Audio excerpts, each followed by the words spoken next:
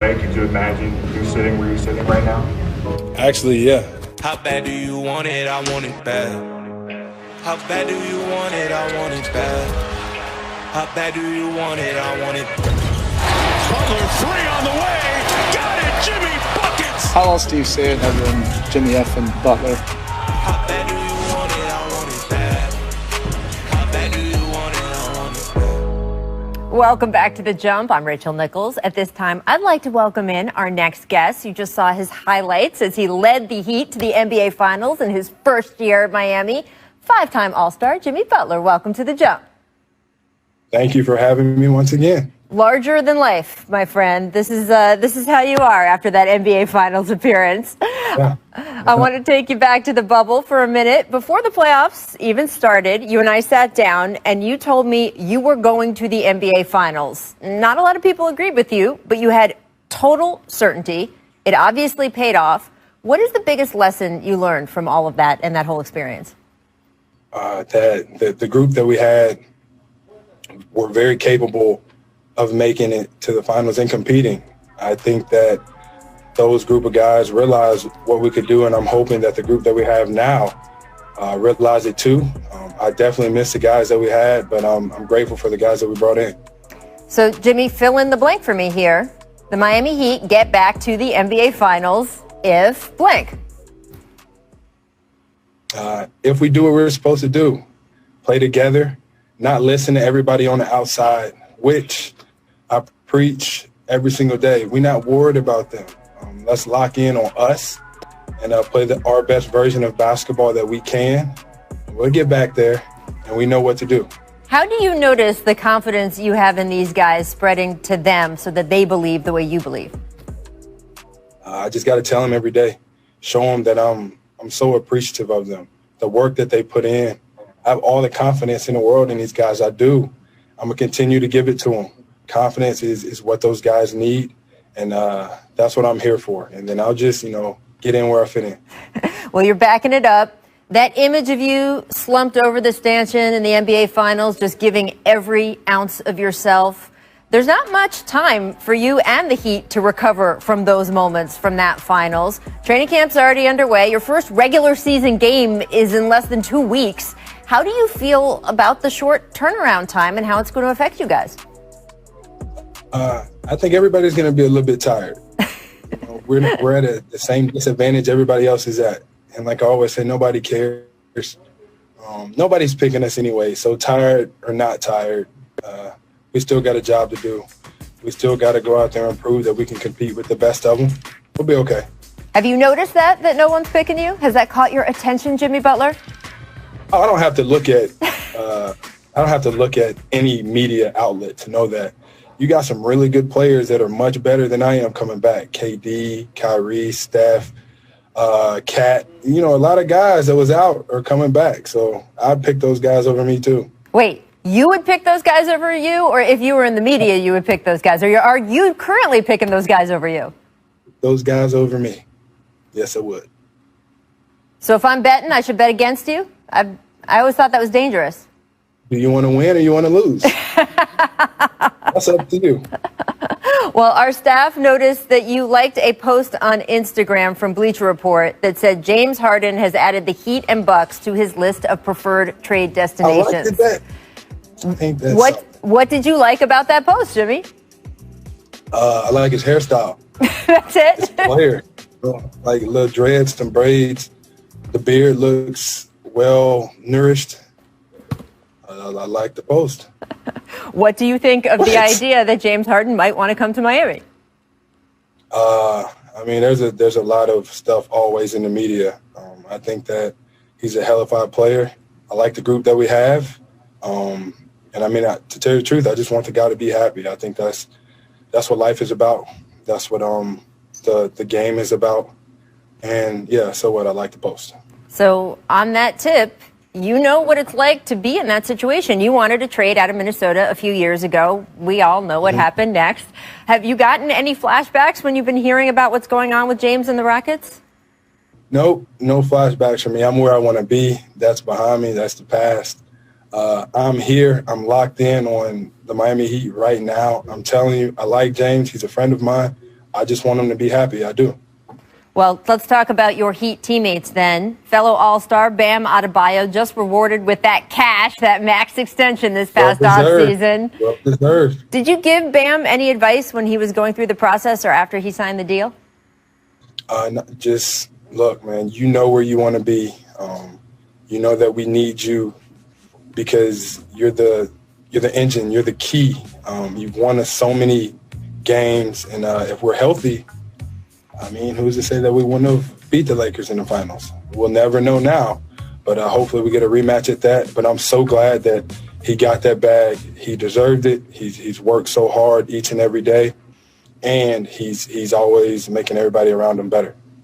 Well, Jimmy, I cannot end this interview without asking about the Bubble's most successful business, Big Face Coffee. You told me before we left Orlando you wanted to make this a real thing out in the world. I heard you got a special delivery today. Tell us what's going on. Today, I got my first little batch of beans. Me, my trainer, James Scott, and one of my hometown guys, Chase Bartlett. We've been putting in a little bit of work. You know, obviously this on-court thing is most important. My singing career got that. Dancing career got that. Coffee's next. So we're gonna put that in motion. I love it. And do you have a Big Face Coffee stand set up at the arena there at training camp? And if so, is it still $20 a pop for your teammates? I think the price is being talked about. We don't know. But I think if we got to get a model, so I'm thinking Goran is going to be our first model for Big Face Coffee, and then we'll take it from there. But it's in motion, and I think that it's going to be a big thing. Wait, is Goran going to have to walk a runway to show off the Big Face Coffee styles? How's it going to work? Yeah. We're not paying him a damn thing either, but he's going to walk it for free, and he's going to love doing it. I know you, Jimmy. I know you're going to be able to make it all work. Thank you so much for joining us. Our eyes will be on you this season for sure. I appreciate you. Coming up, Giannis says he is not focused on his contract extension with Milwaukee. Do we trust the Bucks as a team to overcome any distractions that come their way? We'll discuss that after the break. First for James Harden and the Rockets. Rachel, I think the Rockets continue to want to try to slow play trade talks the best they can. You know, they're not certainly in a rush to go out and find a deal and put one together that might leave them, you know, ultimately short of getting the kind of massive haul that you've got to get for a player like James Harden, to let a market develop, let teams' interest develop over time. And get him back on the court in Houston. Get him on the floor with John Wall. See if you can get John Wall back to all-star form, and see if there's any momentum you can get back with the Rockets. As you know, as we've talked about, he still has 2 years left on his deal. They don't have to rush their way into a trade. But listen, it's going to continue to be at the forefront of conversations all over the league. It is a lot of pressure on an organization. It is a lot of distraction, especially with a new GM, a new head coach.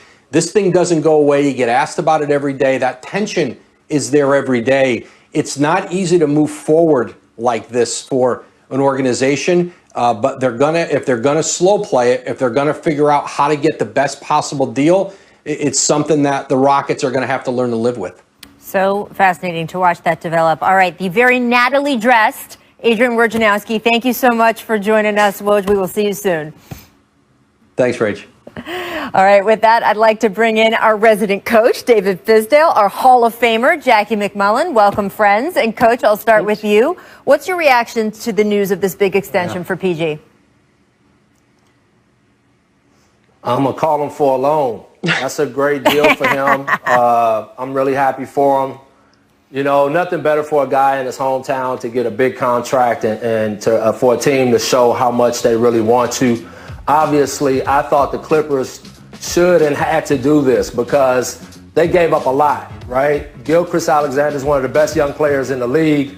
Gallinari, a ton of picks. And so this has to work out. And I think they're showing how invested they are by taking this step forward. And look, let's not get it wrong. Paul George is a baller. He's a two-way player. He's a guy that's got the potential to make all-league teams.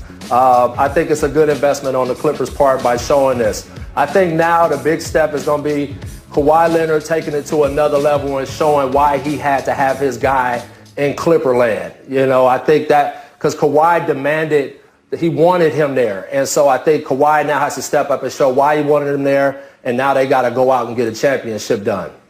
I think you've hit the nail on the head, David. This was a package deal when they came, right? So Kawhi and Paul George wanted to play together. Paul George has now said, all right, I'm here for the long haul.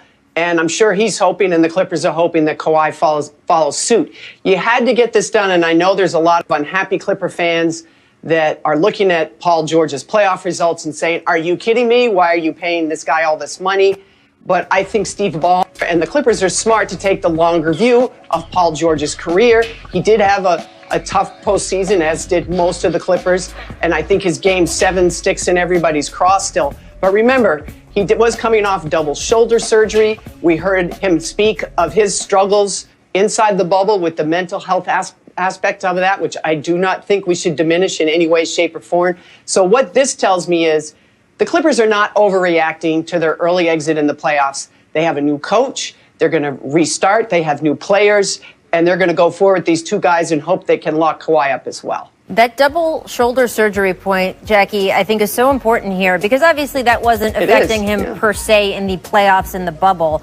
But he didn't really have an offseason, and he didn't even start the season last year with the team. So this year he's had, it's short, but he has had an offseason, and hey, it's longer than if they had advanced further in the playoffs. So he had that. Had an offseason. You know, I've been told that he's been getting back to a lot of the training and things that he did before he had that season that put him in the top 5 MVP voting back in Oklahoma City. So we'll have to see if this is a bet that is going to be a smart bet. But so clearly the Clippers think so.